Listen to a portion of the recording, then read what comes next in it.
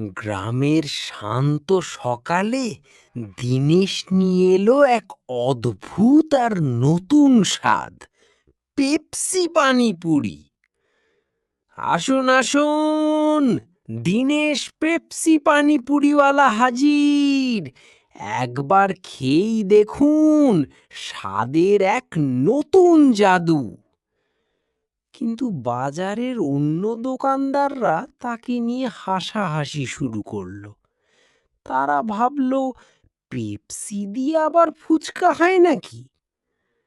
আরে ভাই, পেপসি দিয়ে ফুচকা? লোকে তো খেয়ে বমি করে দেবে। 10 দিনও টিকতে পারবে না ও এখানে। ঠিক তখনই কাজল আর নেহা সেই পথ দিয়ে যাচ্ছিল।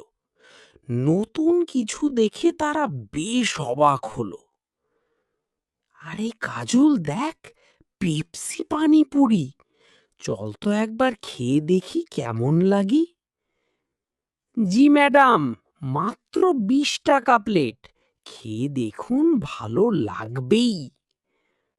প্রথমবার মুখে দিয়েই তারা যেন স্বর্গের স্বাদ পেল। উফ, কি দারুণ স্বাদ! আমি তো ভাবতেই পারিনি এটা এত টেস্টি হবে। সবাই একবার খেয়ে দেখুন। মুহূর্তের মধ্যেই দিনেশের দোকানের সামনে ভিড় জমে গেল। যে দোকানদাররা তাকে নিয়ে উপহাস করেছিল, তারা আজ অবাক হয়ে তাকিয়ে রইল।